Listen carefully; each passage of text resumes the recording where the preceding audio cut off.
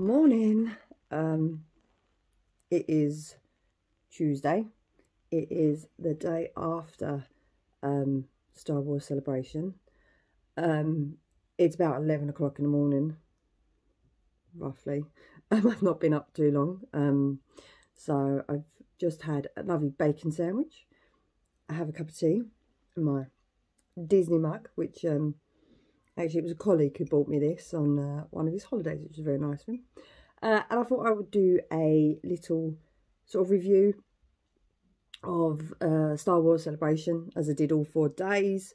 So I thought I'd have a little bit of a talk to camera just to say what we did, what I thought went really well, what didn't go as well.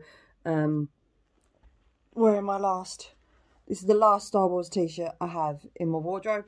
All the others I wore over the celebration. I don't cosplay just because I don't think I'll be creative enough for it. I love people who do it. I think people who do it and have the patience and the time and the creativity to do cosplay are amazing, and there were some really great ones during Star Wars Celebration. But myself, I just don't have the time or very much patience. So yeah, I just went in Star Wars t-shirts. Sometimes did feel a little bit underdressed, but that's just me. Okay, so Star Wars Celebration. So what was it like? Well, I did Star Wars Celebration when it was last here in 2016, I think, when it was at the London Excel. I only did 1 day that time. But from what I remember, one of the things that I think didn't work as well this year, for me personally, were the panels. Because of the lottery system. Now, I get it. You'd think that actually the lottery system would be a lot more fair. But I seem to be seeing a lot of people who were going to multiple panels. And I got 1. Luckily, I ended up going to 2. But in the lottery, we only got 1 panel, which, don't get me wrong, was really great because it was the Villains of the Sequel panel. And I could listen to Ian McDiarmid speak for hours and hours and hours. But it just didn't seem quite fair. One of the things that we noticed was in the Excel, you had lots of the different areas. There were like some empty spaces. And it was like, okay, why don't you just stick up more screens, okay, and let people go in. How you secure it, how you know, go about doing it, I don't know. I don't know the logistics side of it, but there were some empty spaces, and surely you could just let people go in there and sit on the floor. Okay, don't show them the special screenings, don't show them the footage, don't show them, you know, the little extra bits if you don't want to. But, you know, if they want to sit there and watch people who have been in their favourite movies, you know, talk for an hour, let more people have an opportunity. And I just think that was really sad, because I definitely remember the previous time that we went, we got in to see the Rebels panel. And it wasn't a ticketed thing. You waited, and if you are willing to wait and you are somebody who wants to queue because you want to see it that badly, and at the time Rebels was huge, I loved it. Yeah, and I just think it was just a bit unfair. I don't know, maybe I'm saying that just because I only did get tickets for 1 panel, but managed to get 2 in the end. So yeah, that was a little bit unfair. I think if you're paying, and for us we had 3 4-day passes for myself, my husband and my daughter, and so that ended up, I mean, it was over £600 or something like that. We've already paid a hell of a lot of money to be in that building. So yeah, it would have been nice to have like access to things like panels. Yeah, like I said, you don't want to give us the secret stuff, you don't want to give us the footage, you don't want to give us like the, you know, certain reveals. Okay, but you know, give us an option to still watch it. All right, so that was something that I felt was a little bit didn't work as well this year. Also as well, I noticed that a lot of people have been talking about being chaotic and disorganized.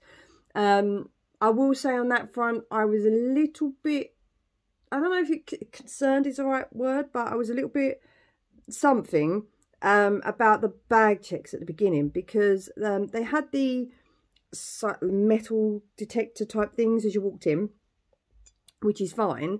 But I mean, my bag had power banks, and it had an umbrella for one of the days, and it had electronics like my tablet and my phone, and my keys are in there, my purse, and it was just like, there's all these metal things. Of course I'm going to set it off, but then when I take it over to get it checked, it was kind of a bit of a cursory glance, and have you got any of these things?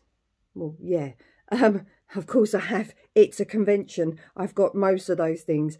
But yeah, and then it was kind of a like, yeah, on your way. I would have preferred it if it was more, and I don't know if they could do this, but if it was more like airport style security, where I can take my bag and get it put through those sensors. I mean, they do it at the O2. Every time I go to a gig, I take my bag off, I put it through, and then I walk through the metal detector. And then if they need to swish the wand over me, they can.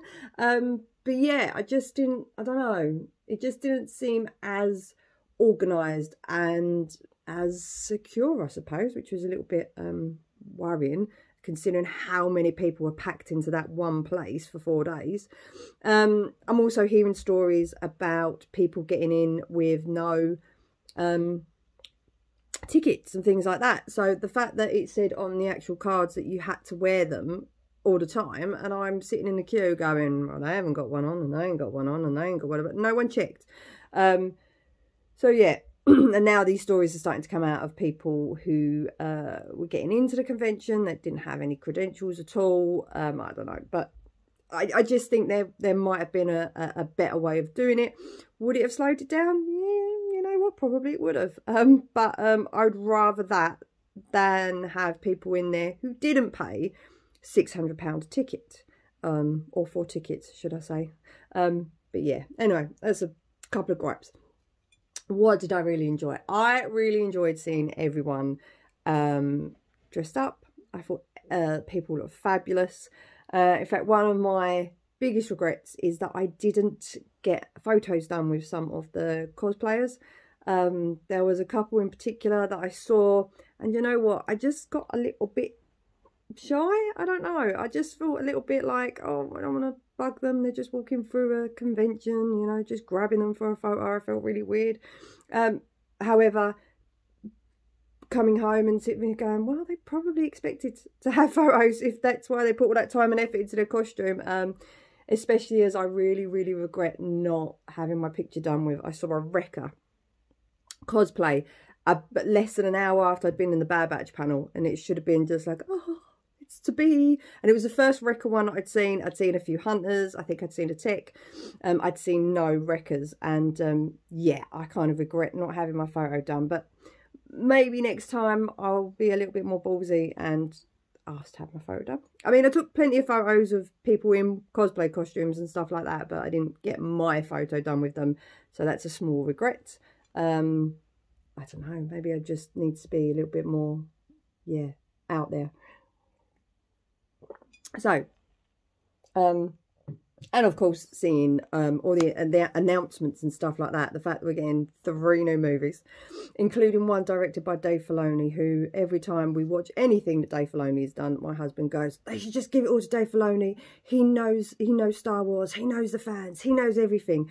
And he's pretty much right, because every time we see these little things come up and we're like, that's probably Dave.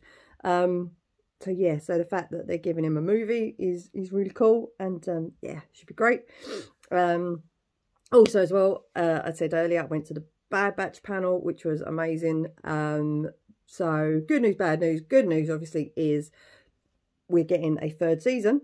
And we even got a sneak peek of the trailer. Bad news is it's the final season. So yeah, I only get 1 more season of Bad Batch, which is like sad.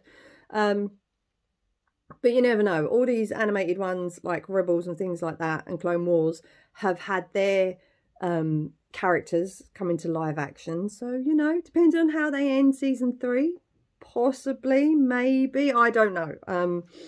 I just think it'd be really cool, especially with the whole Omega coming from Django, and we've had Boba, so why not have a live action Omega? That would be cool. Anyway, it's just something to think about. So yeah, so the announcements and cosplay, that was like some of the really great stuff. And you know what as well, big shout out actually to some of the panels that happened upstairs. So things like the fan stages, so the university stage, the HoloNet news stage. There was another one as well, but I can't think of what it is. It might be just a fan stage or something. Anyway, they had some really, really interesting panels, and there was some really great things. So there was one that was based on the cinema that influenced Star Wars, which I absolutely love because I know the whole connection between Kurosawa and George Lucas. But to sit there and have all these great photos and these bits of stories and things like that shared, that was amazing. And I cannot remember for the life of me the guy's name. He does the Full of Sith podcast. I'm so sorry, but because we went to see his cinema one at the university stage, the next day he was doing a panel about the trailers of Star Wars, and so we went to see that on the last day. And yeah, that was just as interesting and entertaining. God, I cannot remember his name, but if you do watch my other videos, his name, I do take pictures of their names and where they come from, like their websites and stuff like that. So yeah, if you check out my videos, the names of the panels that we saw should be on there. Just to plug my other videos. Okay, so what else? So yes, so it's been 4 days. I'm absolutely shattered. Okay, so last thing, anyone who's not been to a convention or anything like that, because you know they can be expensive and they can be, you know, chaotic and tiring and things like that. So have I got any tips? Because to be fair, this is probably the first multi-day convention that I've ever been to. I mean, I've done Comic Cons in the past. Like I said, I did Star Wars Celebration back in 2016, but we only did 1 day, so this is the first time I've ever done multiple days. So even I was learning as I was going. So here's a couple of things, especially, you know, if you haven't been to a convention before, things that I've learned and things that I used as part of my convention experience. Okay, so first of all, queuing. You are going to queue. I think we got to London Excel about 8 AM, so for when it opened, and then obviously the doors don't open till like 10, so that's a hell of a lot of queue time. So a couple of things that I used or took to help with that. So, okay, seat pad. Now, I saw a few people with their own sort of like tiny little camping chairs and things like that, and we've even decided now that we've ordered a couple as well, so hopefully they're lightweight enough to be able to take, but we don't have them now. So for the convention this year, we took seating pads. Now these were, I've got 2 of them, and I think I bought them from Amazon, and they're like 2 for like, I think like £3 or £4, but they're actually for camping and hiking. So I do a lot of long walks, I did Hadrian's Wall walk actually last year, so I had seat pads so that I could sit down and have a rest and have my lunch out in the open and things like that. So all they are is, so they come like this, and you just fold them up. They're not massive, but you know, if you've got, even with someone with a sizable arse like myself, okay, they fit, and it's just a bit nicer than sitting on concrete floor for like 2-3 hours at a time. Okay, so, and also like comes in this little bag. It's really lightweight as well, so I actually didn't mind putting that in my rucksack, so that was good. All right, so it's just something really silly. So if you're going to do something like that, I found the seat pad really helped. Also as well with having lunch, because trying to find an actual seat with table and chairs was a little bit hard because there's so many people around, so you know, the fight for space is unreal. So yeah, we managed to mostly have our lunch upstairs in the outdoor bits. So I know they had little gratings at the front, but the outdoor areas where you got a bit more of a breeze and that, and so these came in handy for lunch as well. Also as well, what I found really handy for me anyway was my Amazon tablet. Ta-da! Look at that. It's a bit filthy. And the only reason I say that this come in handy is because there were multiple things that I could do. So obviously reading, because I've got the Kindle app on here. Also got a few games, like I think I've got Bubble Burst and Solitaire. Love a bit of Solitaire. But also as well, you can download programs on here. So I had Disney Plus on here, Netflix. So basically I just got a series and I downloaded a few episodes, and so while I'm sitting in the queue, stick in my headphones because luckily enough it's Bluetooth connection. Yeah, and I watched an episode of what I had, Barbarians season 2, which I still have not finished. But yeah, if you haven't seen it, Barbarians, great TV series. So yeah, I watched an episode of that while I was waiting, and that while away, you know, 45-50 minutes. But yeah, just lots of different things you can do on here, and obviously then as well, the idea was that if my phone was inaccessible, or you know, the battery was really low or anything like that, obviously I could take photos on here as well. So they were two things that I found were like indispensable at the con, just because of queuing. There's lots and lots of queuing, but you know what, that's fine. I knew that was coming. But yeah, anything else? Do you know what? No. The only other thing I would recommend, actually, especially if you're coming as a family, is take your own food. Yeah, we were lucky enough that there were 3 of us, so we had 2 rucksacks between us, one with all the things like electronics and the seat pads and, you know, bits and bobs that we might use throughout the day. Oh, quick one, cardboard tube. Yeah, we didn't have as many posters as I thought we were going to get. Like, there weren't as many freebies, but we did get a couple of posters. And I had a cardboard tube just shoved in my backpack. And they came in handy because you just roll them up really carefully, put them in the tube, and they stay immaculate. Instead of having to try and fold it or hold it so it don't crease. It's a nightmare because so many people about. So yeah, cardboard tube was another thing as well. Where was I going with that one? Okay, I've forgotten. Oh yes, food, that was it. So we took our own food. I had the electronics, my husband had the food backpack. It's just that one, queues were, you know, could be anyway, quite mad, depending on where you wanted to go for your food. And the other thing as well is cost. I mean, we were there for 4 days. We did treat ourselves to lunch one of the days, which was on the last day, and there was only the 2 of us on that day. But yeah, if I had to do that every single day, I would have been paying so much money. I mean, we bought ourselves a bottle of drink every day, just because I hadn't bought any beforehand, so we got them at the convention. And I think I might have bought myself a tea, you know, caffeine. And I think the first day we bought like 5 drinks or something altogether, and it ended up costing us well over 20 quid. It was ridiculous.